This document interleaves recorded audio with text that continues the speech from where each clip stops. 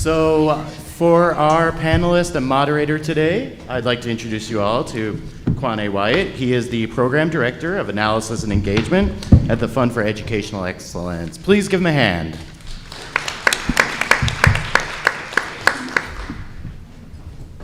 All right, thank you so much. And so since I got it, thank you so much for that introduction.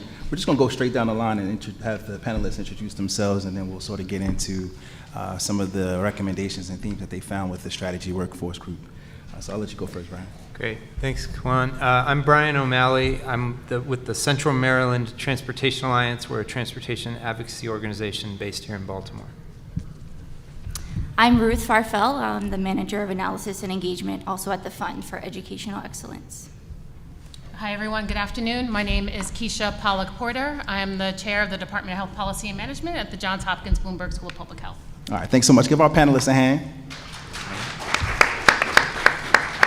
Really grateful to be here. I want to first say thank you to Dr. Richard Lofton for the work that he's been doing. And, you know, all too often our students' voices are muted and marginalized. They aren't given the opportunity to really express themselves. So the Nobody Asked Me campaign, it's just a great opportunity for them to express themselves on a number of issues. And we're really grateful to see it on the particular topic of transportation, specifically because at the Fund for Educational Excellence, we spent the last 2 years really looking into this issue pretty heavily.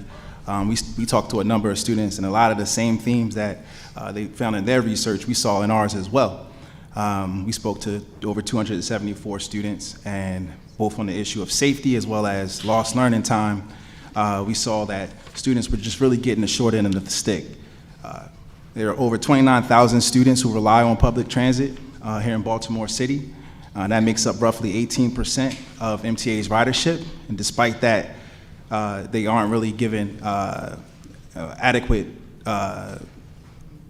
consideration when it comes to service development, when it comes to creating routes, putting together connectivity, and overall reliability in terms of service. We've been having conversations with the MTA, and you know they're receptive to some of the research, but still very slow to move.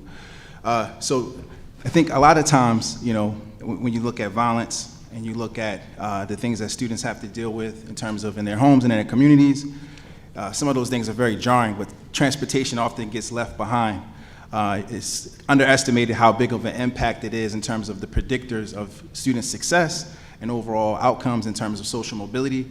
And I think that the research that Dr. Richard Lofton has done and his workforce group will help highlight some of those key themes and really show and shine a light on some of those key things that sometimes get swept underneath the rug. So I think we want to just transition to our panelists, and if you guys can just give me, on an overview level, just tell me a little bit about the work that you guys did with the work group, some of the themes that you saw, and how this issue that sometimes gets swept under the rug is such a much more important issue that a lot of people really realize. Great. Do you want me to begin? Absolutely. Well, I think a theme of this is, and working with Nobody Asked Me, is being good listeners. And so I think we should first acknowledge the main themes that we're hearing from young people. We should say back, what they've told us. And so I think what we're hearing when it comes to the transportation pillar is young people and their families telling us that they don't feel safe when they're trying to get to and from school or to jobs or extracurricular activities. And that safety breaks down to bullying, in some cases fighting and violence, and in some cases sexual harassment experienced on the walk to or from, maybe at the bus stop or on the bus itself. Another thing that we hear is it takes a long time. A lot of people bring up that the amount of time they have to build into their day to make sure they get to school on time, and related to the travel, the travel time, even according to plan, is long, but then when you factor in reliability, a lot of the young people say, I have to leave extra early because sometimes the bus passes me by, or sometimes the bus doesn't arrive. And so there's that extra cushion that's like an extra tax because of the reliability, or an extra time cost because of the reliability problem. So those are three of the main themes that we heard. And then when we talk about solutions, I think, well, If you'll allow me, Quan, I want to also reflect on what the Nobody Asked Me team said and what Dr. Lofton said at the start today. And they read to us the poem Strange Fruit, and they talked about, Strange Fruit was about race-based violence, but then there was a legacy of that shows up in other forms. And that was kind of the Strange Fruit metaphor.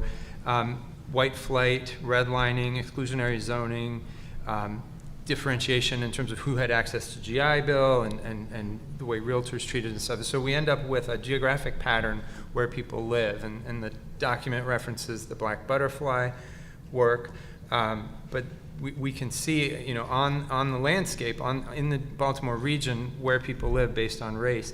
And so then you have decades of transportation investment that, without even saying race, can reinforce structural racism. And that shows up in the neglect. We saw a great presentation from Dr. Sharfstein about the evidence of neglect of the school building infrastructure. We can see similar patterns in the evidence of neglect of our transportation system. And that shows up in breakdowns. You probably aren't surprised to know that of all the light rail systems in the country, the MTAs breaks down more frequently than any other, by far. It looks like that. You remember when Dr. Sharfstein said follow the red line, you could see a similar follow the red line pattern in graphs about our transportation system.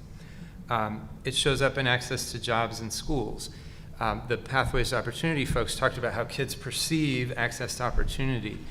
When you look at the jobs in the region, the typical person who has a car can get to 100% of the jobs in the Baltimore region. That's kind of what we mean by a metropolitan region. It's a commuting pattern.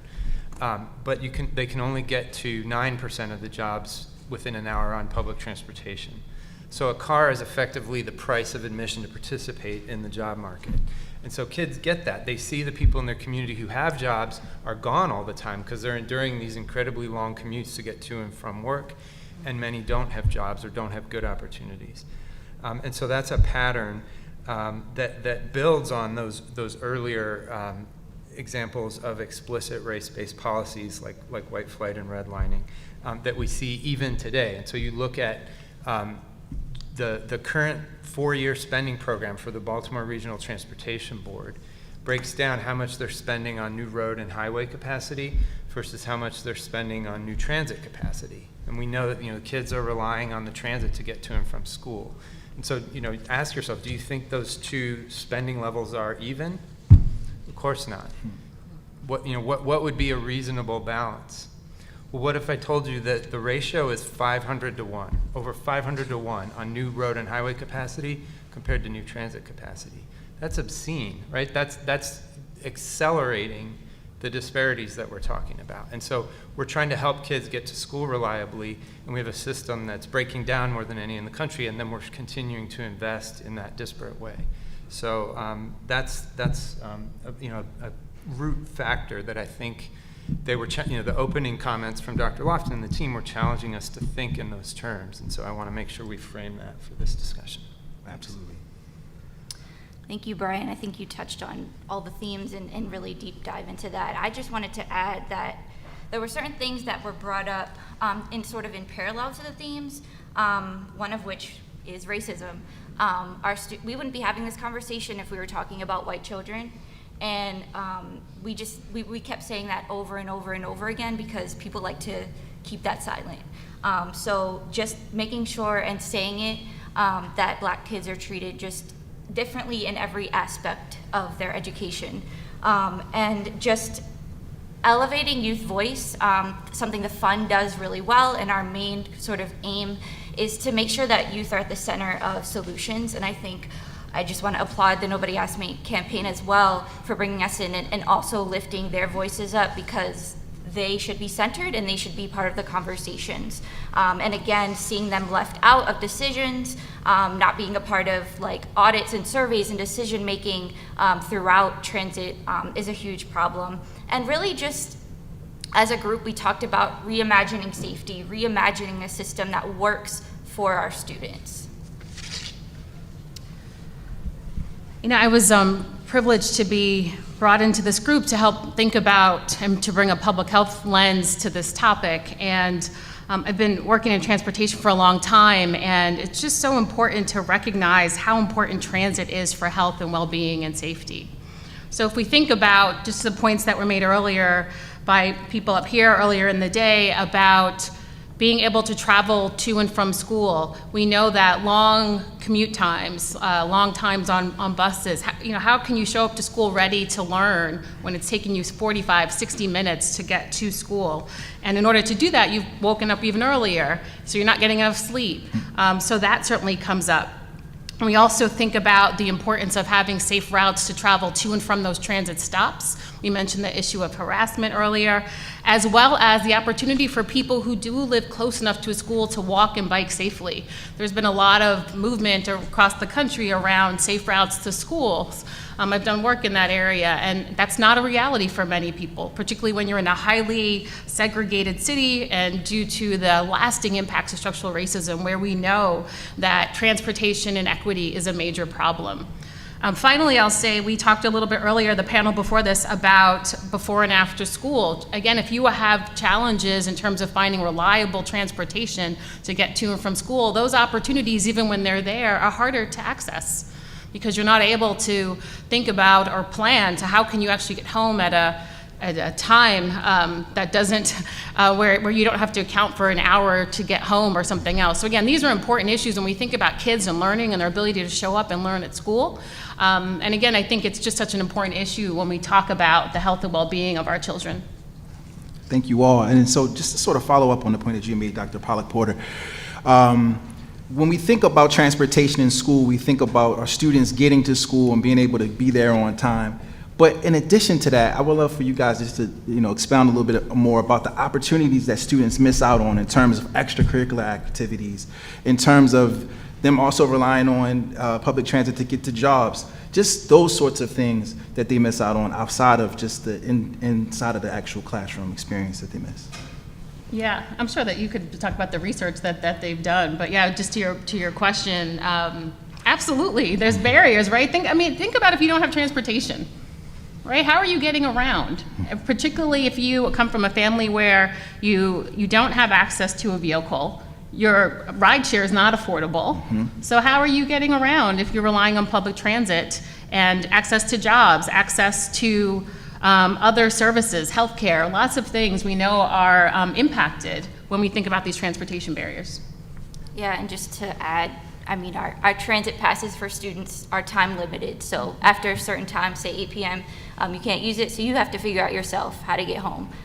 It's not usable in the summer. So thinking about, those opportunities, our kids are certainly missing out in a variety of ways. And so also, just on the issue, I think, of safety, I think we think of, one of our audience members specifically said, that someone was held up at gunpoint. And I've talked to some students when we were doing our report, not in service, expressed similar things of either, being robbed or physically assaulted. But could we also talk a little bit about sort of those experiences where students, even if they aren't the victim of the actual offense, but having to experience this sort of psychic violence, community violence on their way to school. These are things that they're seeing. They're trying to be in the right headspace to soak up knowledge and learn, but they have to experience those things before they even step into the classroom. I guess from a mental health standpoint, what type of barrier does that put our children at? Yeah, maybe I'll just add a comment there. We did some work several years ago out of Bloomberg with some elementary school kids in Baltimore, and we looked at kids who were walking to school and walking to and from school, and the kids would tell us that they actually knew, and these were kids who lived close enough to walk to school, that they knew where the open drug markets were, they knew where things were happening, so they intentionally took different, longer routes to get to school because they were the safer ones. They talked about how when they would show up at school, just the stress of that journey and then being asked to sit and learn and listen and be engaged, and the challenges of that. I think that that's a real issue. I think the work that came out of here, this project that you all did on the harassment, is again an issue that we don't talk a lot about, right? The harassment at the stops during the rides. Again, how can you show up to school ready to learn when you are constantly in a state of heightened awareness and having to be on guard from risk of violence or trauma or other things? And then you walk into a school that's not prepared for that. You walk into a school where you're punished for being late. Teachers may get mad at you, they're frustrated. So we have then a school and staff that is not aware or doesn't understand and is not supportive of the things that students are coming to school with. One of the comments in the report that's quoted from the students is witnessing some harassment on the bus and feeling like there's no one on the bus who cares. And we've seen in other cities campaigns. There's a group called Right to Be. I think they initially were called Hollaback, but they've worked with transit agencies and other groups to train folks on what to do as a bystander when you witness something. There's PSA, public service announcement campaigns on transit systems about what to do, and there can be hotlines. And one of the recommendations from our work group was to set up a transportation or transit advisory council with the city schools and the MTA and student representatives to oversee, because right now I think that's an issue that young people are telling us is really important and that nobody feels like it's exactly their responsibility to deal with. And so we need to hear that and set something up to be responsive. I will also say the MTA has committed to doing an anti-harassment campaign. At this point, they have not really shared a lot of details on that work. They hope to launch something in the fall, but at this point, we know it's not happening just on transit. This is a citywide issue, so we need partners from the city. We need agencies and organizations to work together because this needs to be comprehensive. Right, and to follow your point, Ruth, I definitely agree that there definitely needs to be synergy between Baltimore City, MTA, city schools, other agencies in order for us to all be on the same page to attack and tackle this issue. If we were to talk about it in a very specific way, what are some of the things that can be done from an infrastructural level, in terms of actual like bus shelters and things of that nature, in terms of some of the things that, like you just mentioned, Brian, things that we're seeing in other cities that are working, that really make for a better and safer experience for students in those cities? Like, what are some like tangible things that can be done? I'll take it first, Grant. I think one is safer school programs, funding so that kids have options where it makes sense distance-wise to walk or bike to school. We could make our streets a lot safer for that and prioritize safety for walkers and bikers. Another is frequency of buses. It's kind of a basic thing, but you know, if the buses run more frequently, A, that's freedom, then you can come and go as convenient for you. But B, it reduces wait time when you're sitting at the stop. It disperses crowding. A lot of kids talk about the experience of a whole group of kids being at a bus stop and an operator pulling up and seeing that group of kids and passing on by because they don't want a busload with that many kids on it. But if you have more frequent service, it handles the crush loads better. And it's better for the riders. It reduces travel time because it reduces that amount of time that you're waiting at the stop. And frequency is a matter of budget. It costs money to run more buses and to pay more operators. And so we need that investment, and that can be, there's funds that traditionally have gone to road and highway expansion that could be used for running transit more frequently or supporting transit. And we've now seen a huge investment by the federal government in the Infrastructure Investment and Jobs Act, or some people call it the bipartisan infrastructure law, that's sort of keeping the formulas the same, but putting more money into them in most cases. We need to be asking for, demanding that those dollars be used to make the bus system work better, not to do the same old of widening roads and highways and spreading jobs out farther and farther into the countryside. We also need data, more data on where, what violence and what crimes are happening, where harassment is happening. Right now, we've heard stories, right? We know what's happening, but we need to be able to collect that data, and we need students and all riders to have a place where they can feel like they can report or tell someone. Most students are not going to want to tell a police officer or something like that, so we need community members, we need folks on the ground to have eyes on the kids and watch out for them. we really need to like reimagine what community feels like and how we can keep kids safe.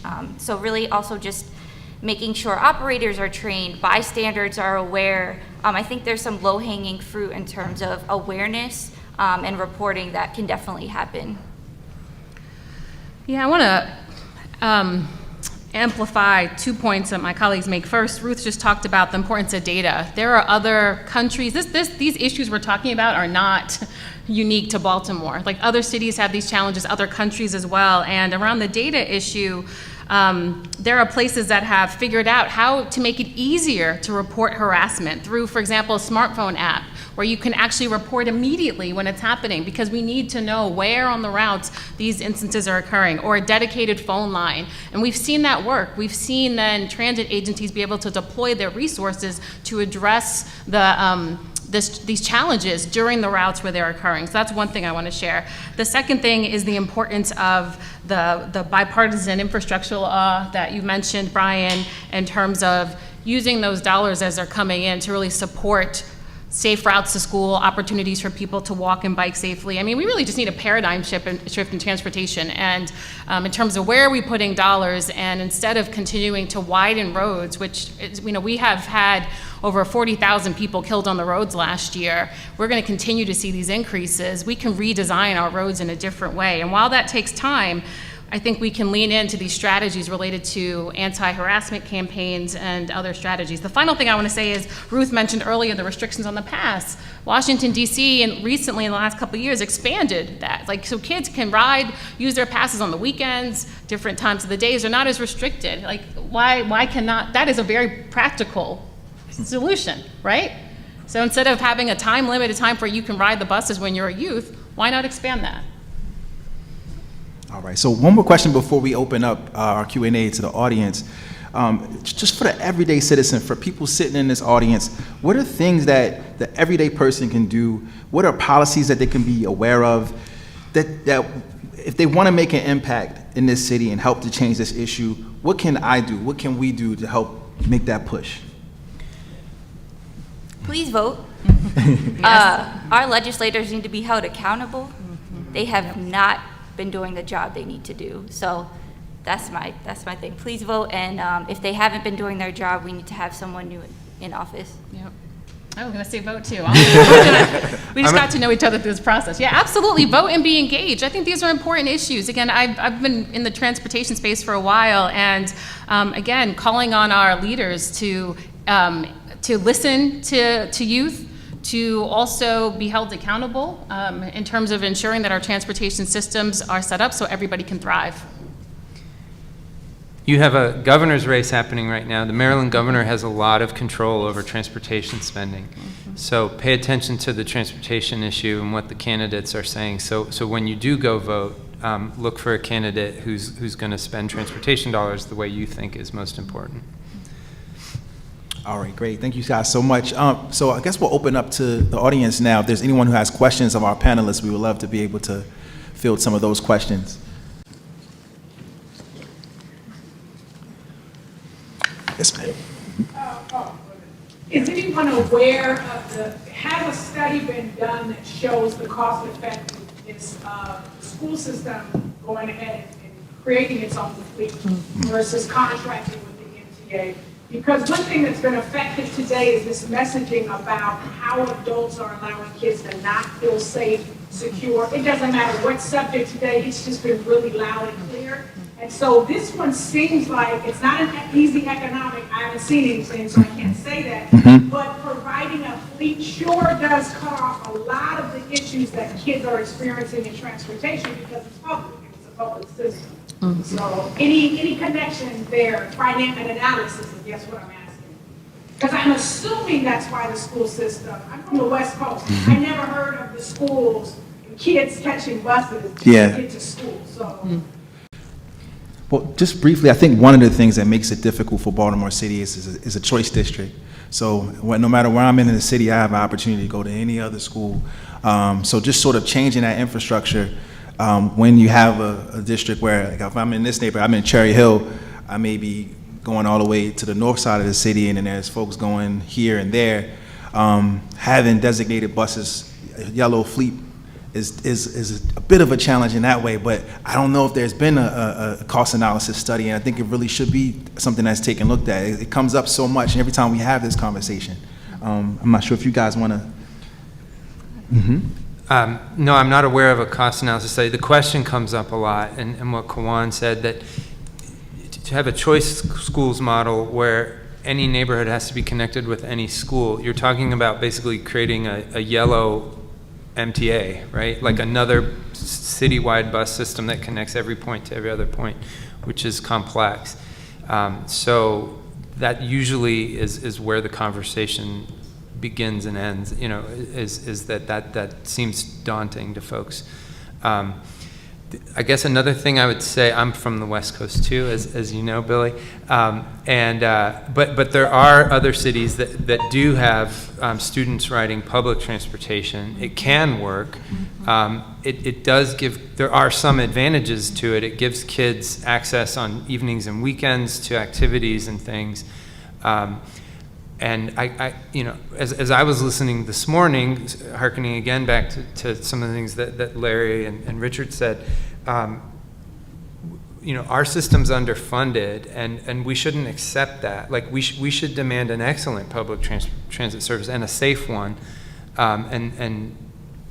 You know, I'm not certain about this. I listen when folks talk about a yellow bus option, but I lean towards the vision of we should have an excellent and safe public transit system for our kids, and that's how we're going to have a great city. What city comes to mind that does it well?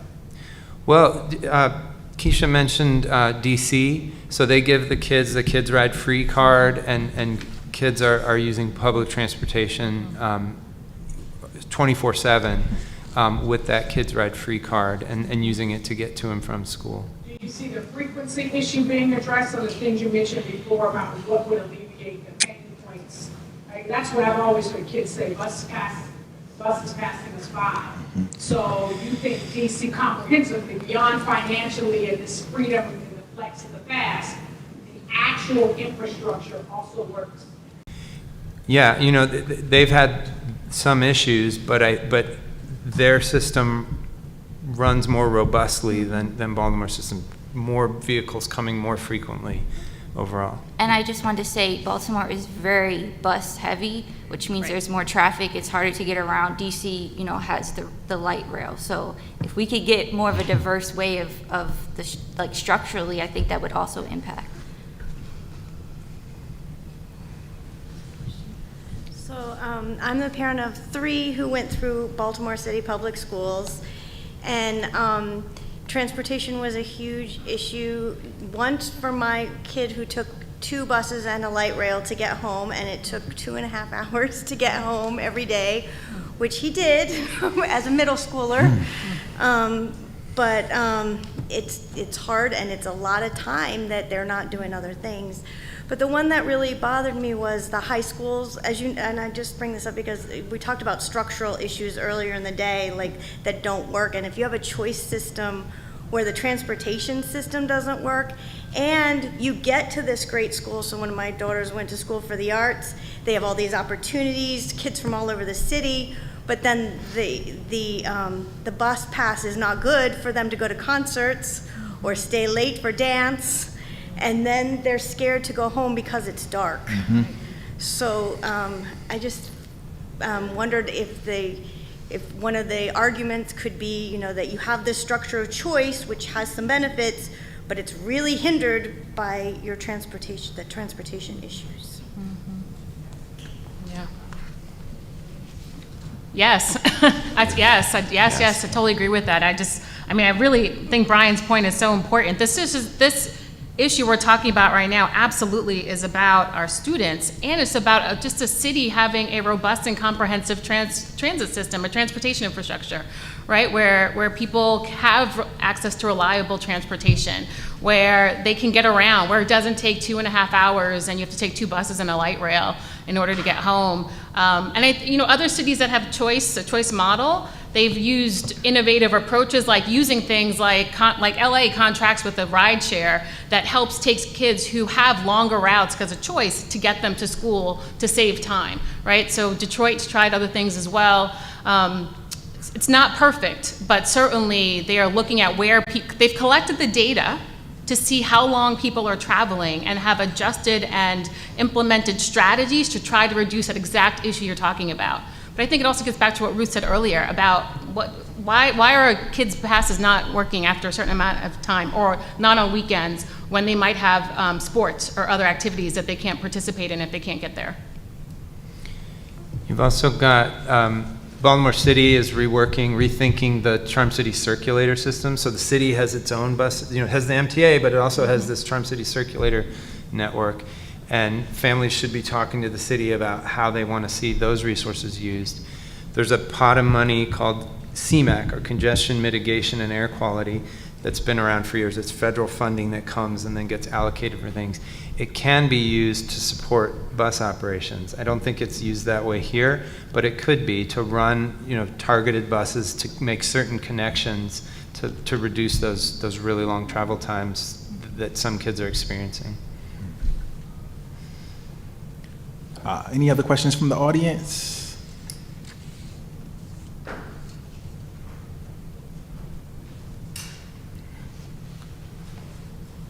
Hello.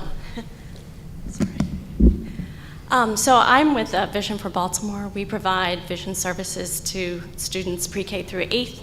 And the great thing about our program is everything's done at school to alleviate taking a student out to get an eye exam, to get glasses. So we know firsthand how having these services at school provides a great opportunity.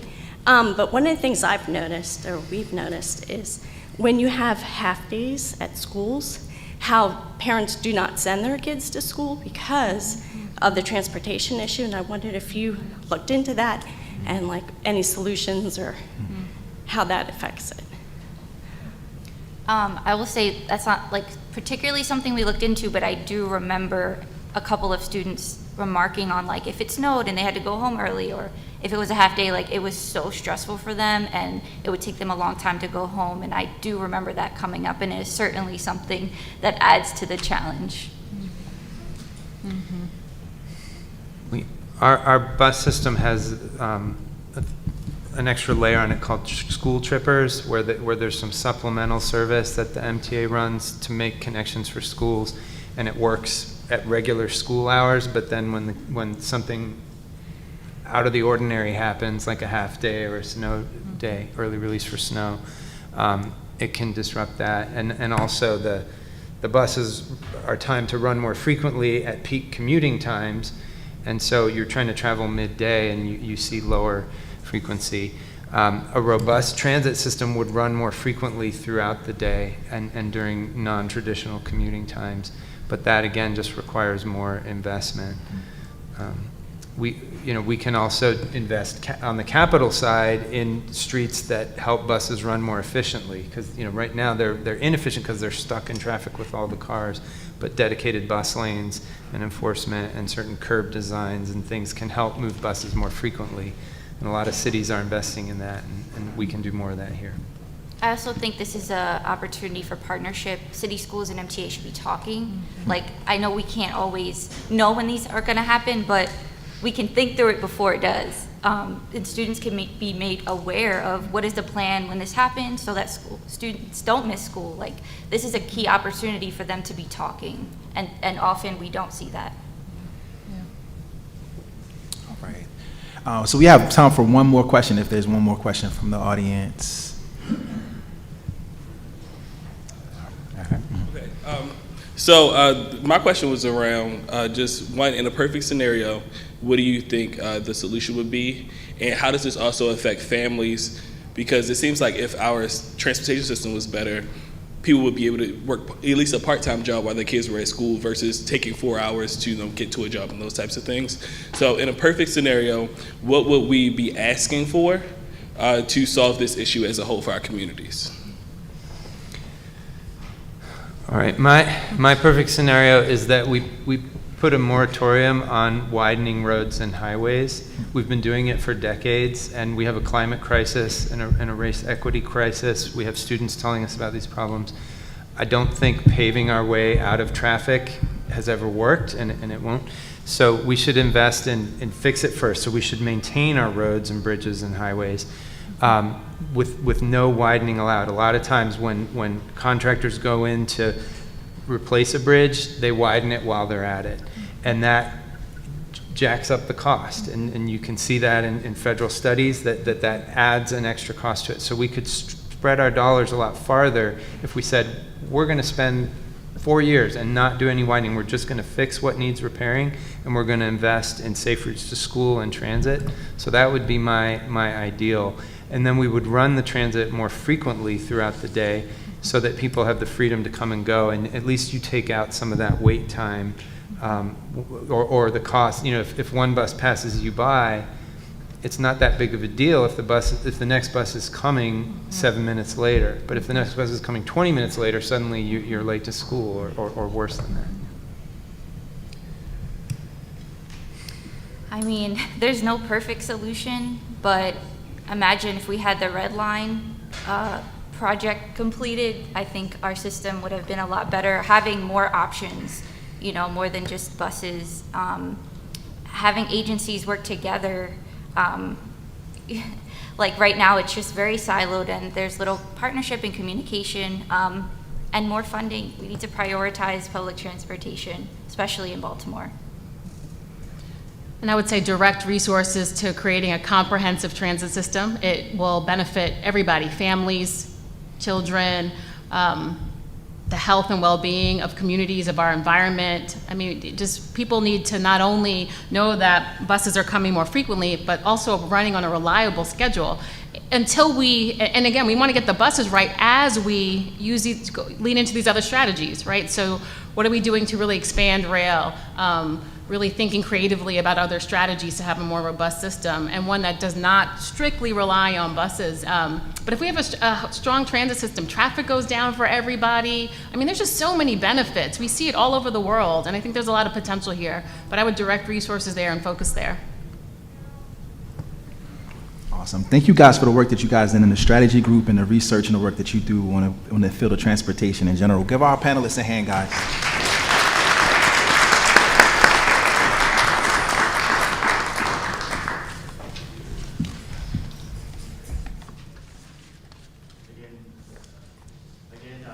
Hello. There we go. Cool. A little slow on the draw there. Anyway, again, thank you to Kwane. Appreciate it. Thank you for your time. And again, please give a hand to our panelists. All right. Next up, as we close, I'd like to bring back Dr. Richard Lofton and Mr. Larry Simmons to the stage. And let's give them a closing round of applause as well.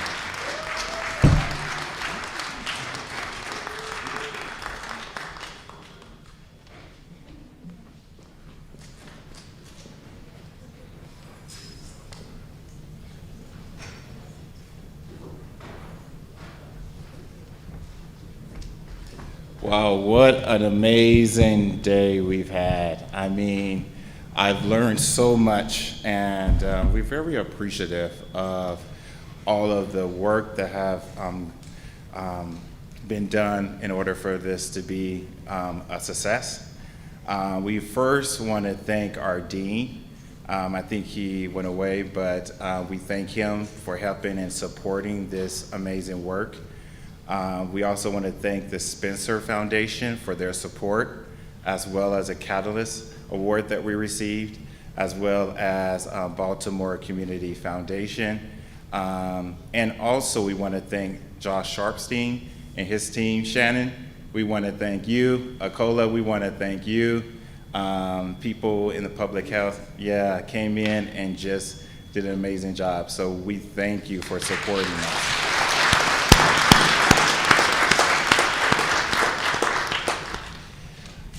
But I have the opportunity to thank a dear person who has done amazing work in this community, and he makes me work harder because of his passion, because of his love for the community. I just really want to thank Larry Simmons for all the work he has done. Larry is passionate, he's thoughtful, and he's a great leader. And I'm so proud to call him my business partner and also my friend too. So thank you so much. Also want to thank Bob Belfans and Martha and Doug McIver. Many of you do not know, but they took me in when I just graduated from Columbia, and they taught me so much, and I'm deeply appreciative for what you've done. I just want to thank you, and I keep on learning from you all, so thank you very much. Is anything else? Anyone else? All right, so and then we want to thank everyone for coming. I have to say I'm so happy to see my brother here who flew in from Vegas. And also my mom flew in as well. So just amazing. If anyone wants to know where I get my love, where I get my passion, is from my mom. She taught me everything I know, and I'm a double portion of her. So I just want to thank you all. I did not believe this idea that we had would turn into this right here. And from all the comments we've heard today about this work, we are extremely grateful, and we want to continue to be servants and to serve Baltimore and to serve humanity. And so just thank you all. Thank you. Well, I just want to quickly thank everybody for coming out, for being so supportive of us over the last couple of years. I am better because of this work. I wear 1,000 hats in the city, but this has kind of pulled everything together, all the work that I've done over the last 20 years. So I'm very grateful for my friend and colleague inviting me to be on this journey to make change in our city, and to really make it in a way that is not this small incremental change that sometimes we kind of get used to when you're in the work and in the blood and you're pushing and pushing and pushing, but really thinking about what that change looks like in a systemic way and how we really can make the change that we need. So I am excited to see the next steps, right? I'm excited to see who picks up this report and begins to use the knowledge and the data that's within it. I've actually had a couple of texts during the day and where people are like, where can I find this? Because I'm ready, right? So that's my concern. What is that work after this, right? We know this. I mean, these are things that you guys have heard before, especially those folks who are in the mix. You know this is what young people are talking about. Now, Nobody Asked Me is really pushing on you to do the work, to get the work done. So at this time, I'll thank you guys again, but I want to make sure that our young people have an opportunity to close us out. We get to celebrate a little bit because it's been a long day. So I want to say, be you.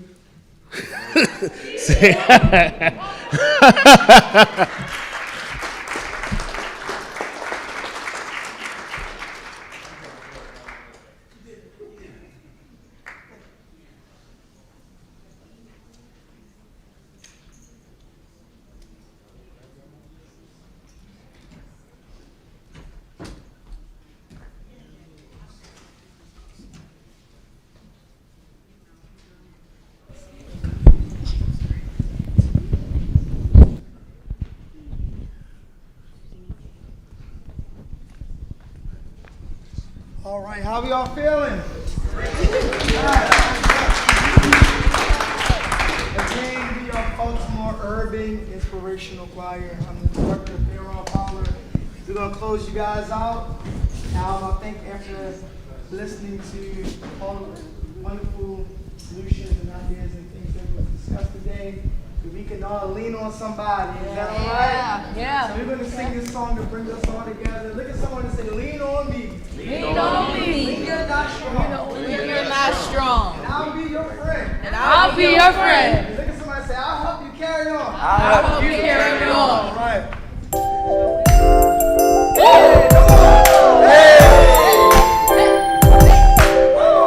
Everybody clap your hands like this.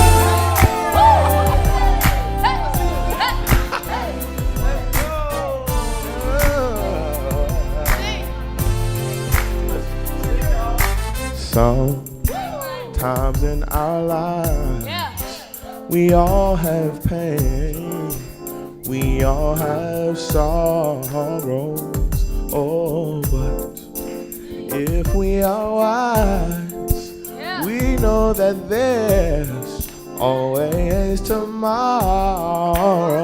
Lean on me when you're not strong. I'll be your friend, and I'll help you to carry on, for it won't be long till I'm gonna need somebody to lean on. Please, your pride.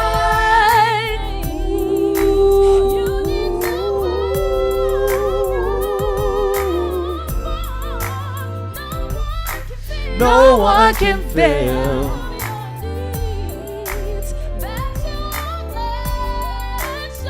Lean on me when you're not strong, and I'll be your friend. I'll help you carry on, for it won't be long till I'm gonna need somebody to lean on. Lean on me when you're not strong, and I'll be your friend. I'll help you carry on, for it won't be long till I'm gonna need somebody to lean on. Hey, brother, when you need a hand, we all need somebody to lean on.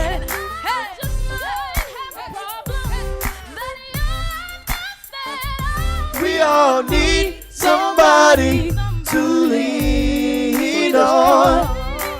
Call me when you need a friend. Call me, I'll be right there. Call me when you need me the most. Call me any time of the day. Call me any time of the hour. Call me, you can call me. We all need a friend. Call me. Call me, call me, call me, call me, call me, call me, call me, call me.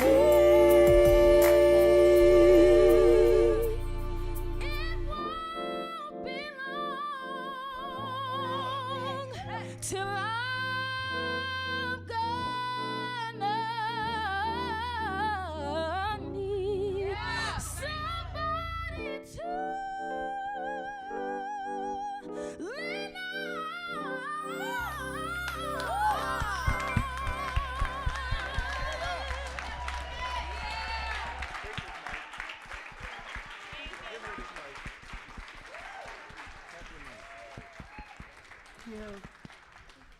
Check.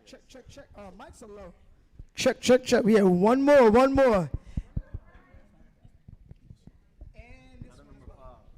number five. Check. Check.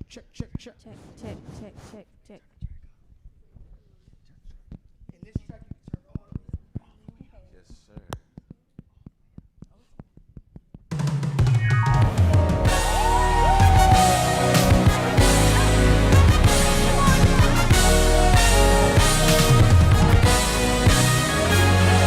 Look out, look out, look out, look out, look out, look out, look out, look out, look out. See, look to the hills, look out, from whence comes your help, look out, where does your help come from? Comes from the Lord who made heaven and earth. Look out. So look up, look up. Look up. Look up, look up. Look up. Oh, Keep your head to the sky.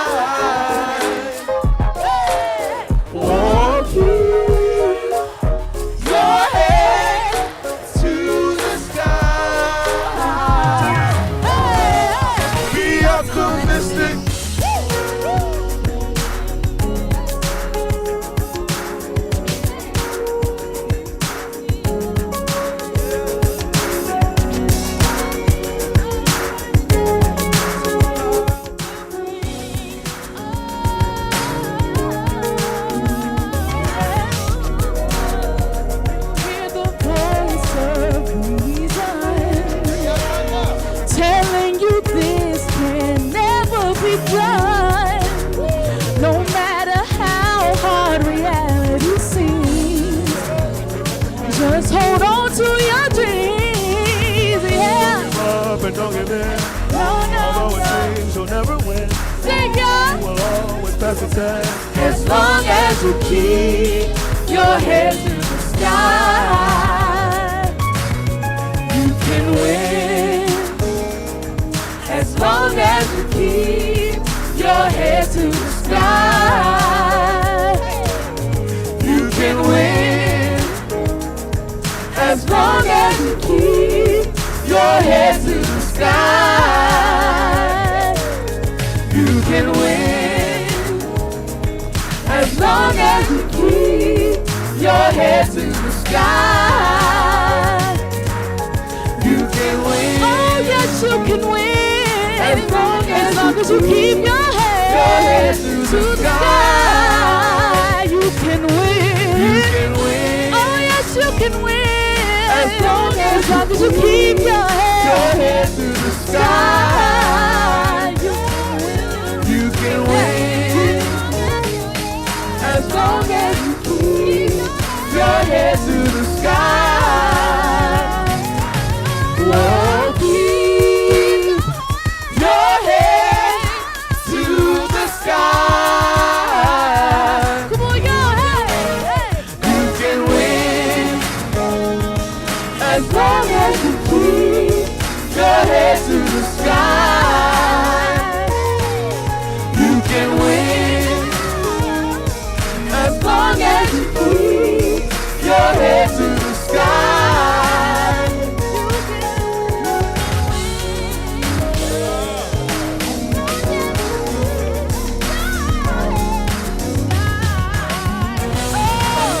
you can win. As long as you keep your head to the sky. Here we go. Keep your H-E-A-D-U-P and never G-I-V-E. U-P and keep your H-E-A-D-U-P and never G-I-V-E. U-P and keep your H-E-A-D-U-P and never G-I-V-E. U-P and keep your H-E-A-D-U-P and never G-I-V-E. U-P keep your H-E-A-D-U-P and never G-I-V-E. U-P and keep your H-E-A-D-U-P and never G-I-V-E. Whoa, keep your head to the sky. Whoa, keep your head to the sky. You can win. As long as you keep your head to the sky.